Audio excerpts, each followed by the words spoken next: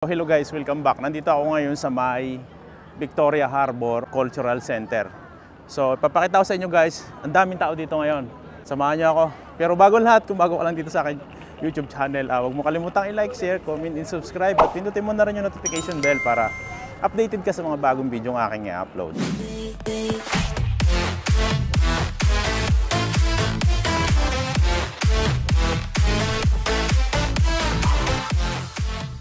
Tignan nyo guys, ang daming tao dito ngayon. So may barkong dumating. Papasero ito, nag-alok siya ng yate. Amerika. Oh, kaisi na. Pat. Hama? Luk tim po, luk tim ling pan. So, ito guys, nag-alok siya ng ride sa gabi. So, yan yung ano. Oh, mukha lang. Sisi ah. So, ang daming tao dito ngayon. Ito yung Cultural Center building. Yan. Yan naman yung Hong Kong sa kabila. Hong Kong Island.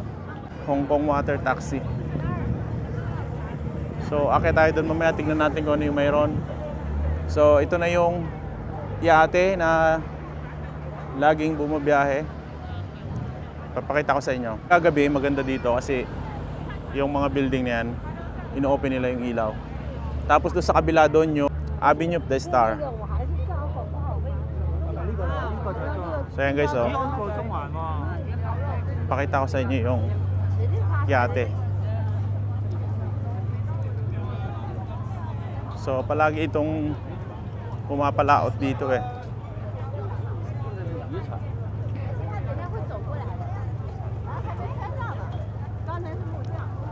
So ang ganda.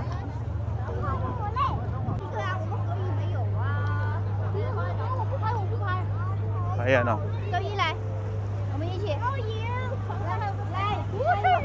Mga turista. Ganito pala dito. First time kong umakyat dito. Wow, ganda ng view. Kitang-kita yung Hong Kong Island.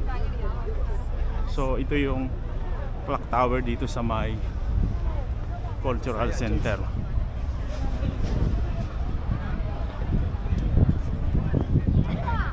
Ang ganda guys, oh. So ayun, may malaking ano, cruise ship sa dulo.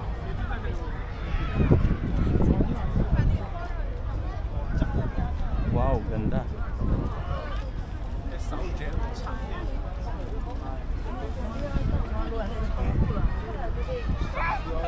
So doon sa baba mayroon din palang mga pasyalan sa baba.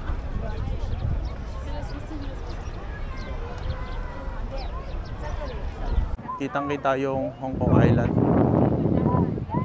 Mapag. So ayan yung clock tower dito sa may Tsim Sha Tsui. So ayan yung cruise ship, oh, laki. Ngayon ko lang naakyat ito ah.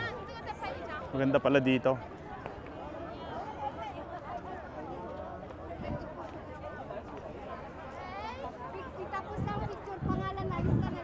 So ayan, may mga kababayan tayo.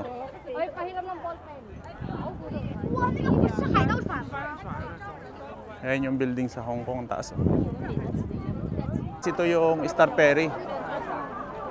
Sa labas, ang dami oh. Daming tao dito ngayon. So ito yung clock tower dito sa may Tsim Sha Tsui. So ayan guys, isang araw lang ang aking tour dito sa Hong Kong. Kasi kinuha ko lang yung pagkakataon na to para pumunta dito sa Hong Kong. So wala akong kasama. At ayan, ang daming tao. Punta ako doon sa may Avenue of the Star.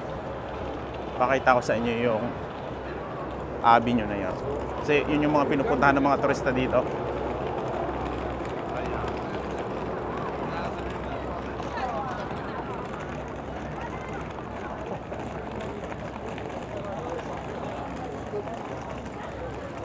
Daming tao.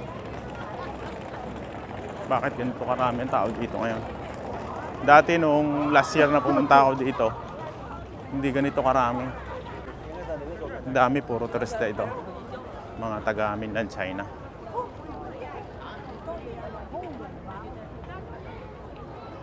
So dito ang daming mga naka-set up na tripod.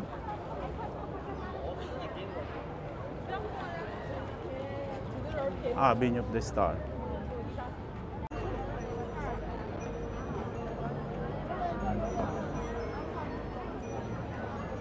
So ito yung statue ng Avenue of the Star.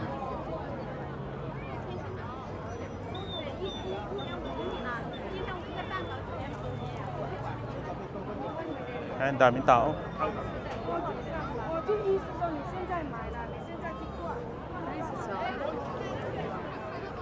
Ito yung statue.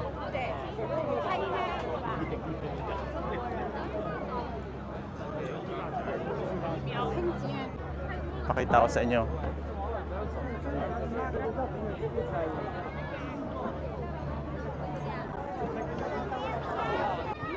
Maganda kasi dito magpicture kasi kitang-kita mo yung view ng Hong Kong Island.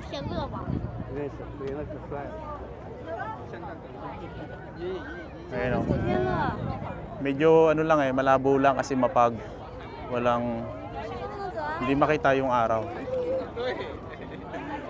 Pero tingnan nyo yung tao, grabe, sobrang daming tao.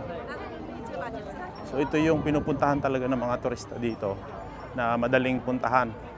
So kapag dito kayo nakatira sa may Tsim Sha Tsui, mas madaling pumunta dito kasi nga walking distance lang ito.